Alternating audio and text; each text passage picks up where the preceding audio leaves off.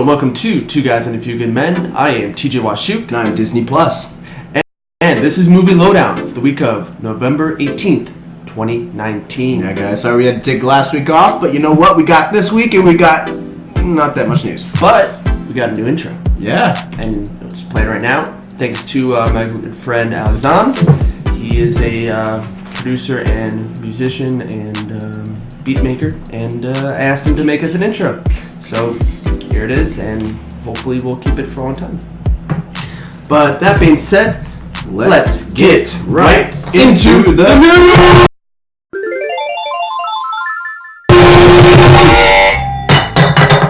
Oh, I needed that. That went well. Alright, this week we got the first one. This just came out today, so that's why we're going to throw that one out first. Right. There's a movie that is produced by, not directed by, but produced by Apple. It's supposed to be their... Apple TV. Yeah, it's supposed to be their, exclusive movie. Well, it's being, as of right now, canned, and the reason being is... But what movie is this? And I'm sorry. This is The Banker. It looks like... I didn't see who all was in it, but we know that Samuel Jackson and Anthony Mackie are in it. Oh, those are two big names. Yeah. So, I guess you could call this Marvel news. But apparently there was some problems in the story. It apparently is a actual factual story where people are actually portrayed, real humans. Right, based on a true story. Yeah. So, but it's the thing that they were saying was that at this point, Anthony Mackie's character either was portrayed wrong or portrayed in a bad light. So, it is the people who wrote the novel that's saying, no, not in my house. No. So, they're not going to be releasing it as of right now. I don't know if they're going to do a recut. They said that they're probably going to do recuts or reshoots. But at this point, it looks like this is going to be a huge hit for Apple TV, because this is probably going to be a big movie for them to push. It was very much going to be one of their bigger movies. So now it looks like they're going to have to push a little bit harder for any of the other movies that they got coming out soon. Right. And speaking of Apple TV, they came out around the same time Disney Plus did. Okay, and you got it. I want to say it is doing poorly. I wouldn't be based surprised. off of what they have to offer. Oh, yeah. They have that Jason Momoa show, which I heard is garbage. Oh, wow. Okay. Which is sad. It's kind of like a Birds... what's that one that came out on Netflix? Where they can't see? Oh, yeah, whatever. Bird. It wasn't Mockingbird. Anyways, these humans, it's like 1,000 years in the future, or hundreds of years in the future. I saw the trailer. And they can't see. Yeah. They just have to rely on their senses, and it's very unrealistic. And then there's that movie, or that news show, which is, it's based off a news show, but... Oh, it's like a comedy? Yeah. Okay. Apparently that's okay.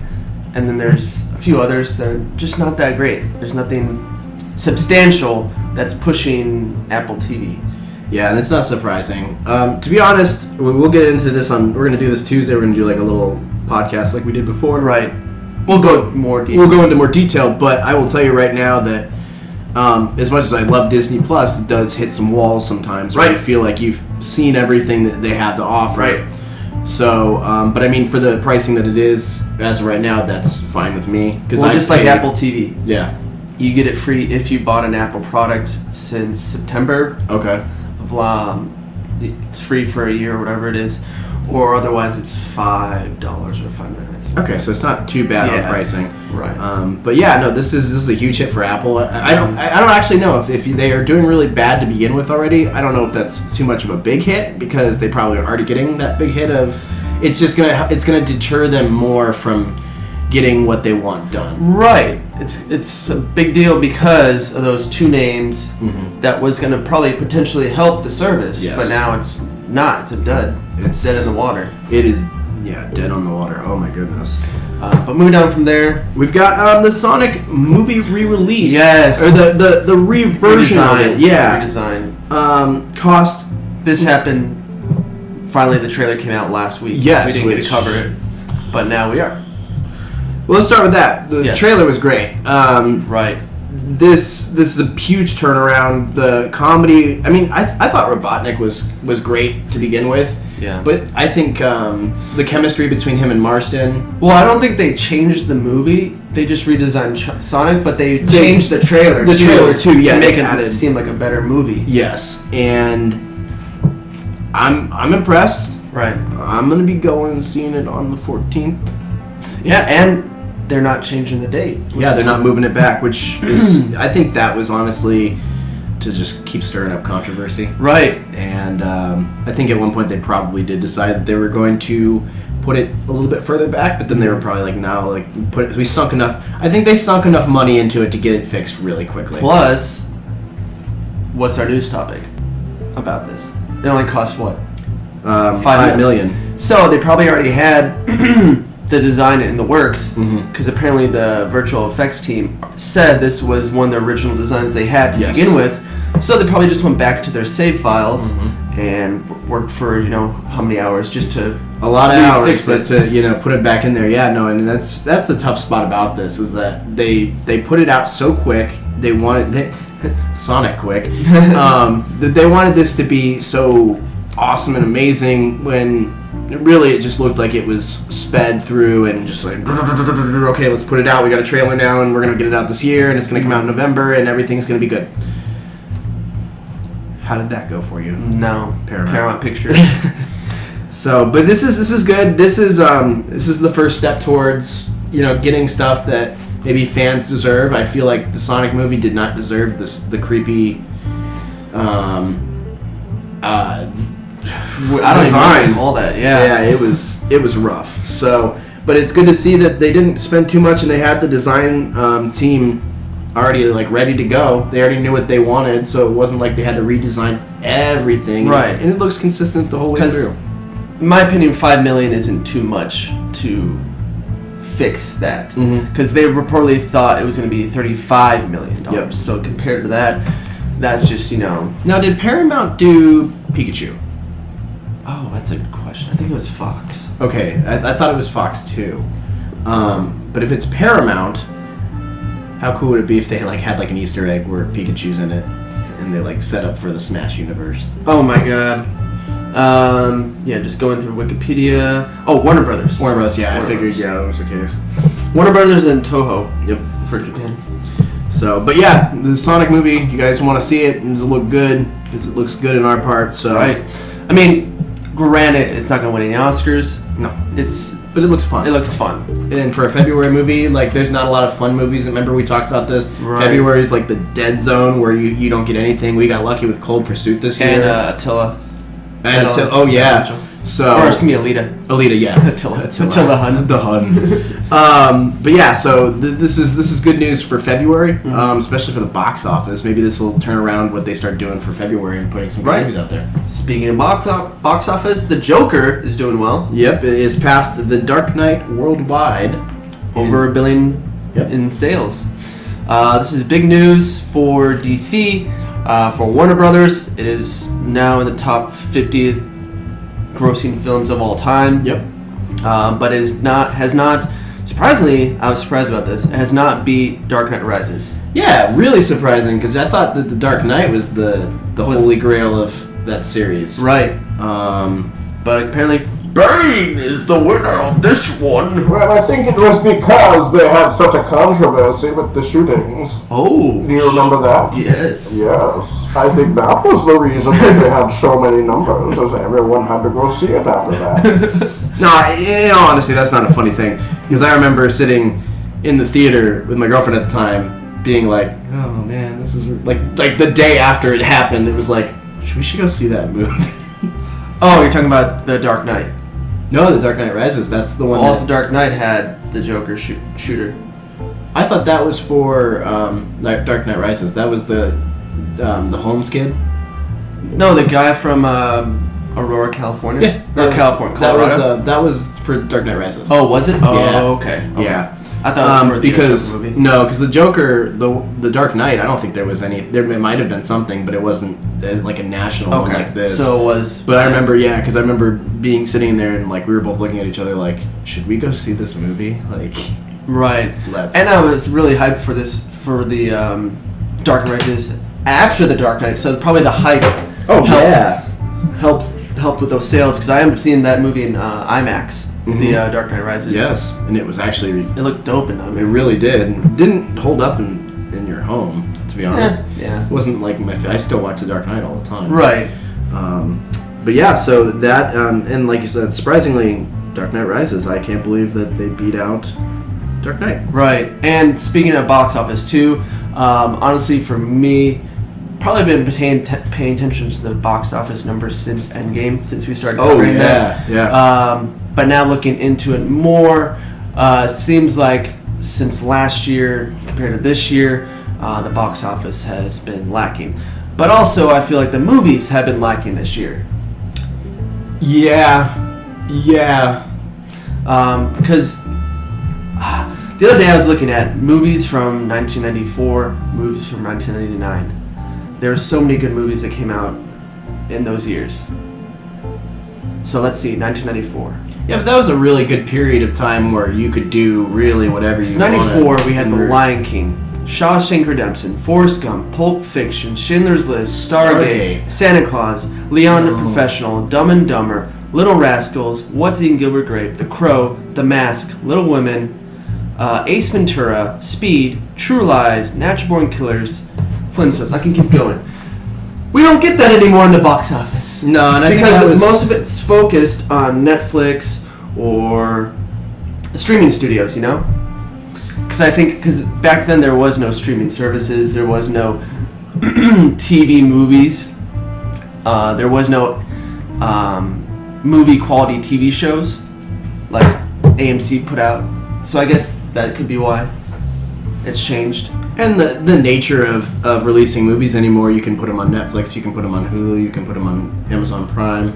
Direct to digital. Yeah, so I mean, I don't think that we really think about like some of the movies that are really big hits as movie theater hits anymore, because they're... Right. So I mean, if we went through the list of things that it's on Hulu, it's on Disney Plus, and this and that and this. But yeah, as far as movie theaters going to a movie theater and sitting in the movie and enjoying a movie, it has been lacking. It has been lacking, yes. Correct. Moving on. So the U.S. Department of Justice is trying to end a law that was made in 70 years ago. So this was old Paramount Act that made it so that studios can't buy movie theaters. And we were kind of talking about this a while ago. God, when we first started. Who were we saying was going to be buying a theater? Was it Amazon? Amazon, and then Netflix wanted to as well. Yeah. And then we were saying Disney might as well buy a movie theater. Fuck it. Yeah. But apparently they're trying to stop that just because monopolies, I guess. Mm-hmm. Well, they don't want to like monopolize it to where that's all that they show, and they blacklist any movies that aren't from that studio. Right. Which it kind of shows how they did that with... they didn't really do it per se with the trailer for It. How they had the two different trailers in it that they showed exclusively for just It.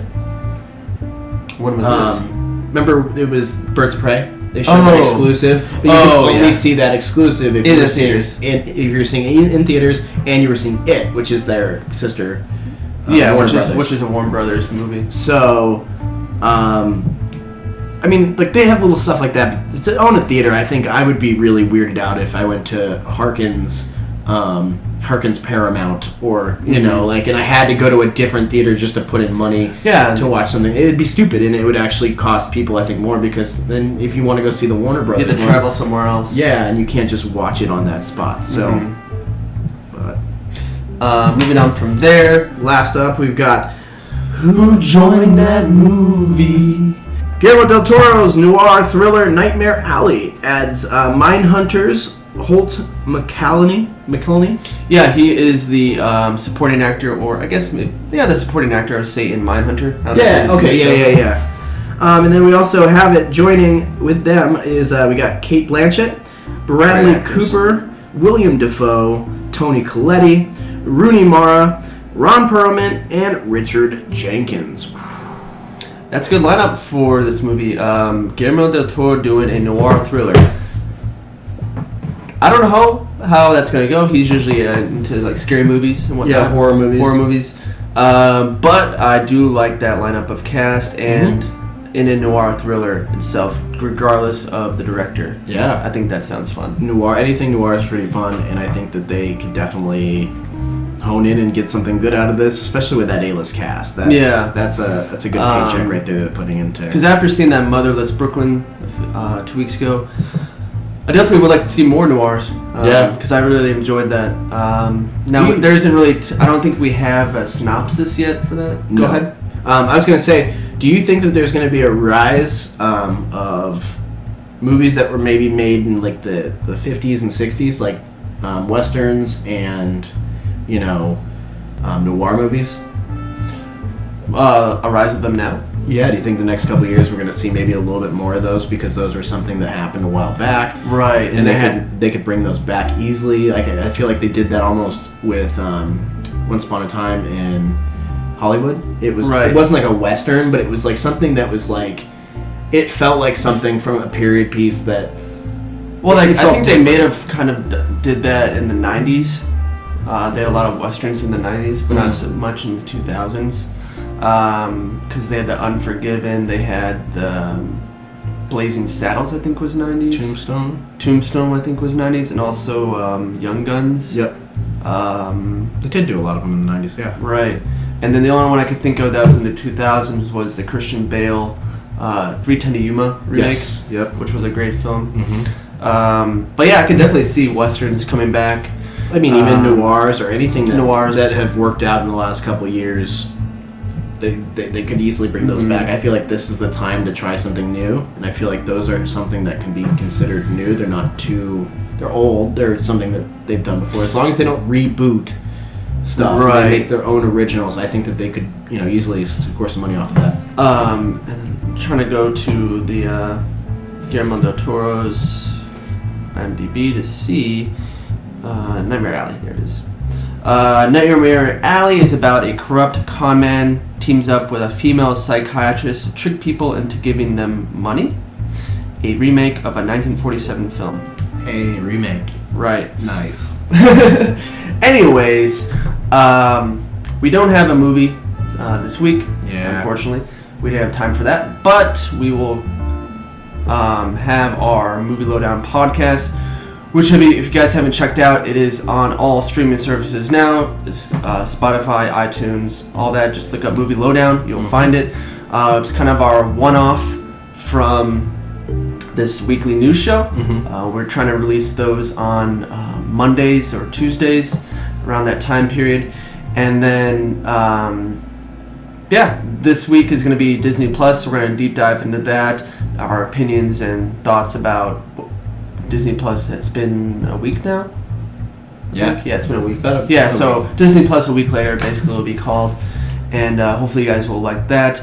It's just audio only. Yeah, no video on this. I know that we look really good and everything, but but something different we're trying. And then eventually, I'd like to spend more money and get 2 different microphones for Garrett and I to up the production value. Well, just the box that we need, because I already have another microphone, remember? Oh, okay, yeah, and that's one that's good. So I mean, all we need to do is just upgrade to the dual system, and we'll be ready to go. Right. 2 mics. But anyways, guys, thank you so much for always watching, listening, and or commenting. Don't forget to like, subscribe. I am TJ Washoot. And I'm Pokemon Shield. What a great game. We love you, and good night. Bring back the other Pokemon they cut. This has been